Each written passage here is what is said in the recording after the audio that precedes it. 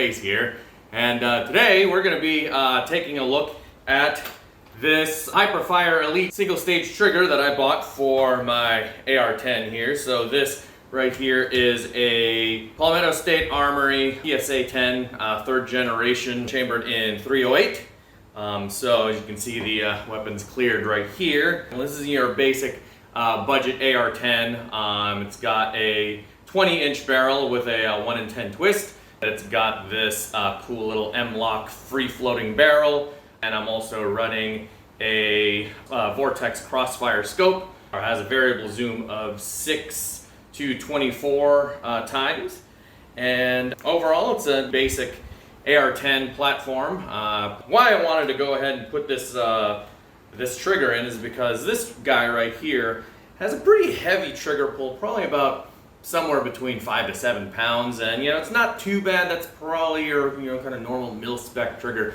But after shooting this for a while, you start to kind of get a little bit of trigger finger numbness and whatnot. I felt like my finger was about to fall off, and if that happens, I'm not going to be able to produce any more cool music for you guys, right?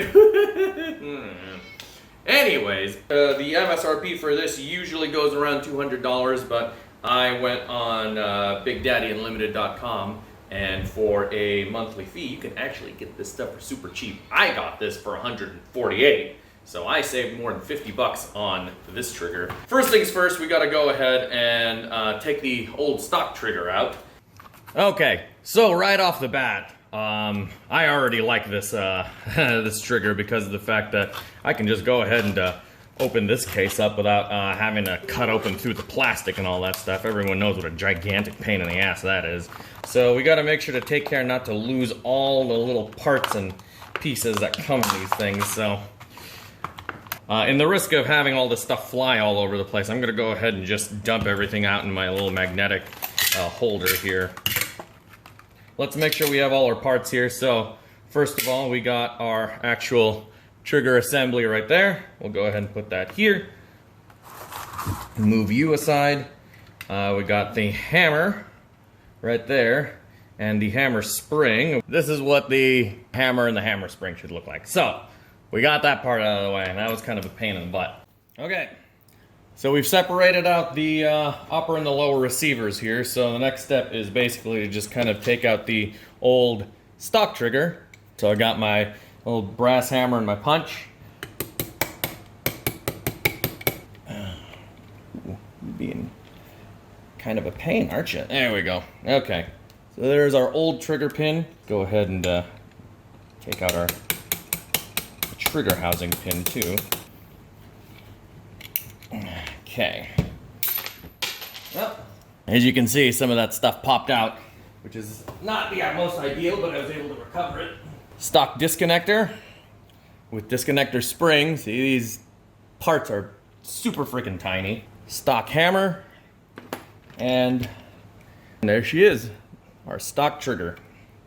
We'll go ahead and put this stuff aside so we don't get mixed up. First step is going to be to drop in the actual trigger housing here. So we'll make sure that that hole is nice and lined up there so you can see that, there's some light shining through. And then we'll put that here. And all we need to do now is take one of our trigger pins and just slowly replace the drift pin that we just put through. And we'll be able to get this thing housed in. Boom. Look at that.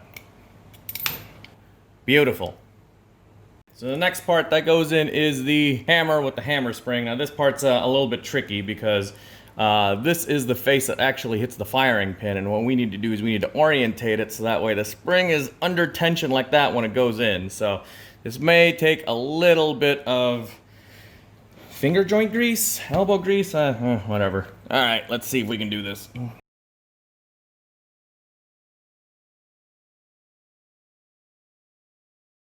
Okay, so after much finagling, I finally got the drift pin to go through the thing here. So it turns out the reason why I was having so much trouble is because the safety was depressed, and the trigger housing wasn't giving me enough clearance to drive this whole drift pin through. So to all you ladies out there, millimeters do matter. So we'll go ahead and get that drift pin through, and then we should be able to drive the trigger pin all the way in.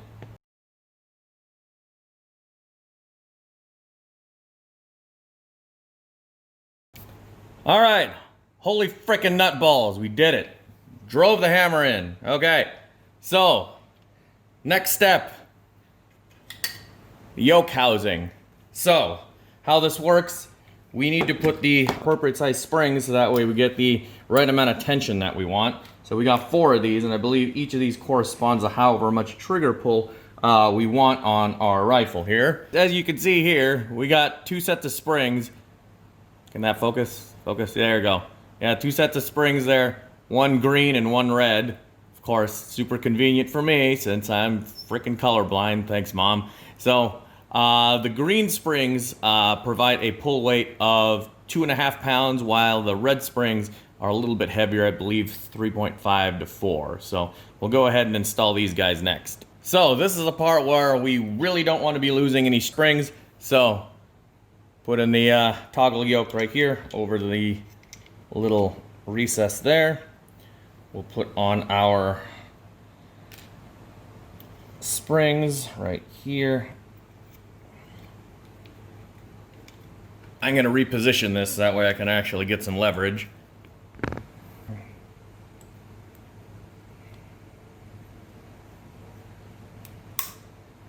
And viola. Okay, so now that we have our Hiperfire Elite trigger installed in the lower receiver here, let's go ahead and put the AR-10 back together here.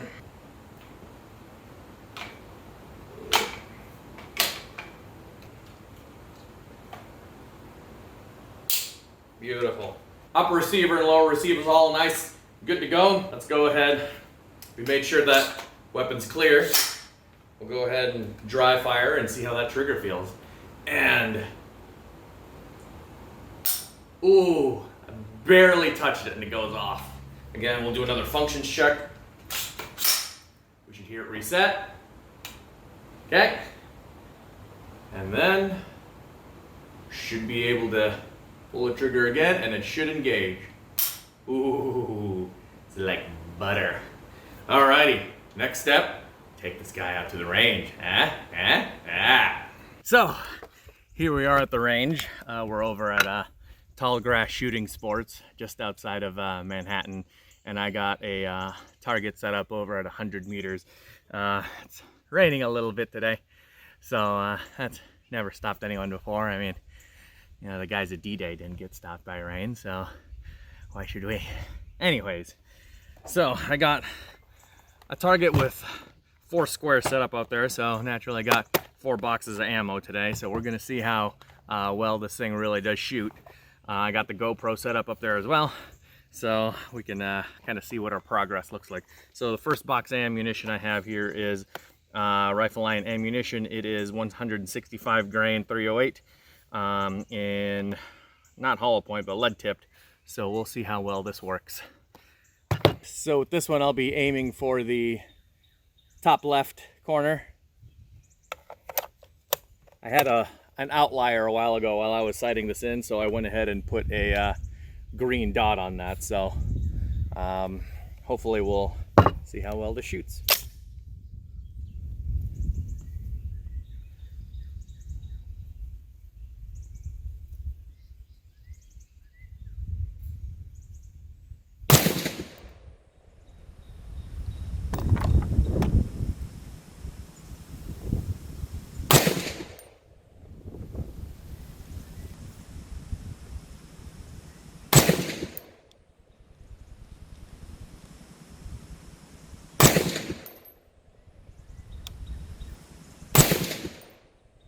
So the next type of ammo we're going to be using is this Federal 150 grain, also lead tipped, and this time we'll be shooting at the bottom left target.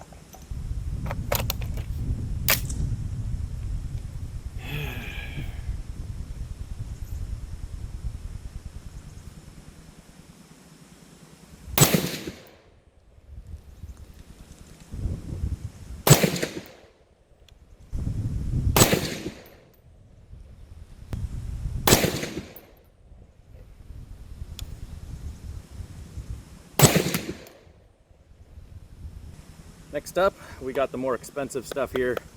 Hornady Match 20. This is a, what looks like to be a 168 grain in 308 Winchester. So put 5 rounds of this downrange.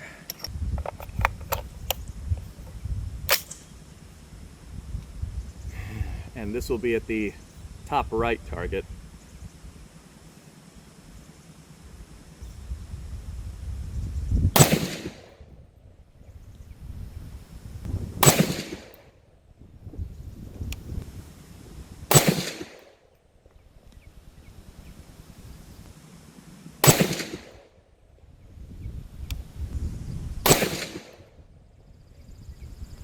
And lastly but not least, Hornady Performance, Super Performance, sorry. It's now Super, like Super Nintendo. And this is a 150 grain, also, well, not necessarily full metal jacket, but I believe it's a plastic tipped hollow point. Yep, so these are expensive. So we'll see how I shoot with these.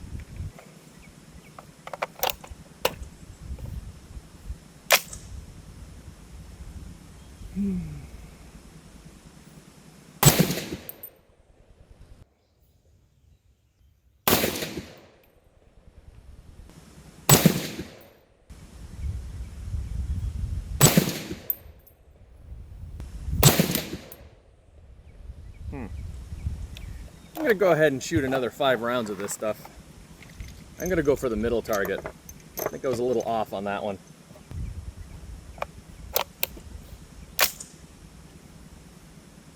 So this is smack dab in the middle.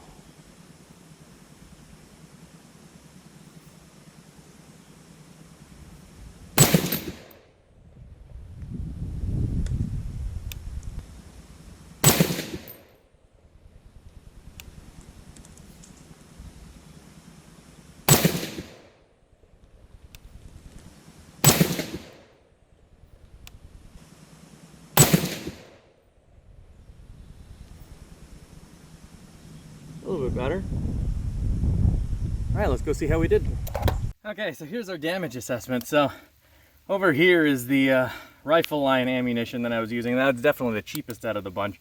So it looks like I got 1, 2, 3, 4, 5.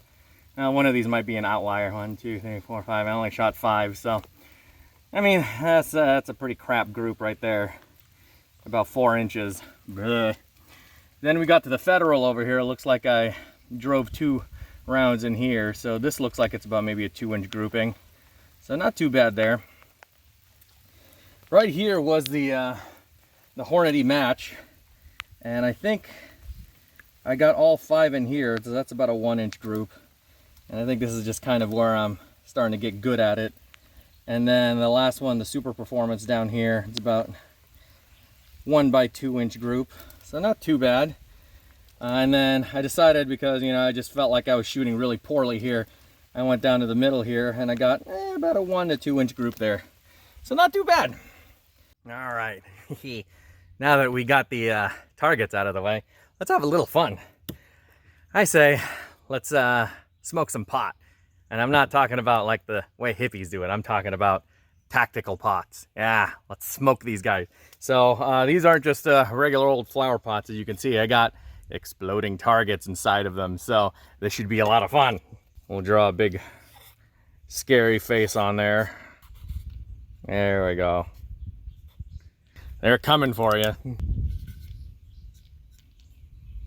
This one's just like making fun of you, like, oh, look at me. Okay, we got our filthy commie pot set up there. GoPro's running. We got 1 shot per pot. Let's see if we can do it. I think I had the best luck with the this stuff right here, so I'll go ahead and load 4 rounds. Ready? Here we go.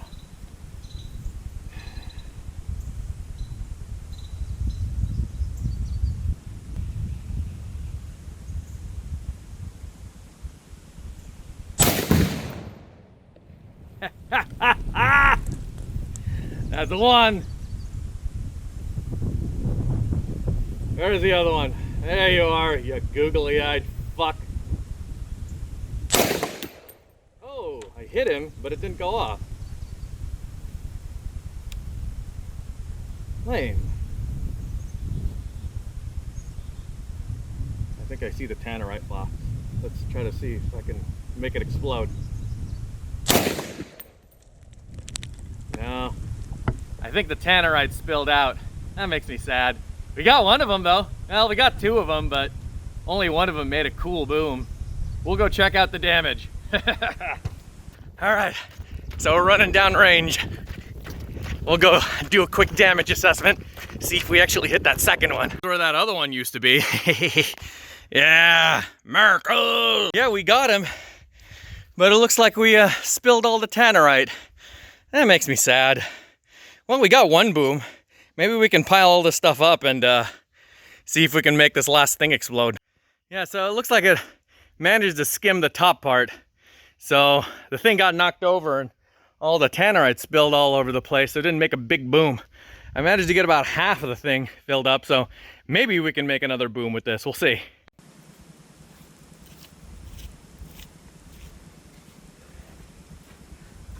Okay, starting to rain again.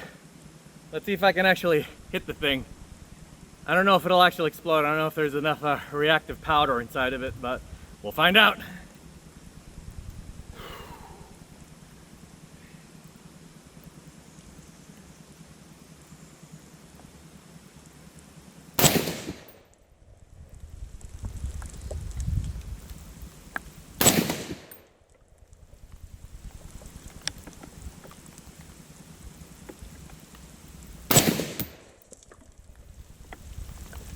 Yeah, I'm hitting the bottle, but there's just not enough charge left in it, so.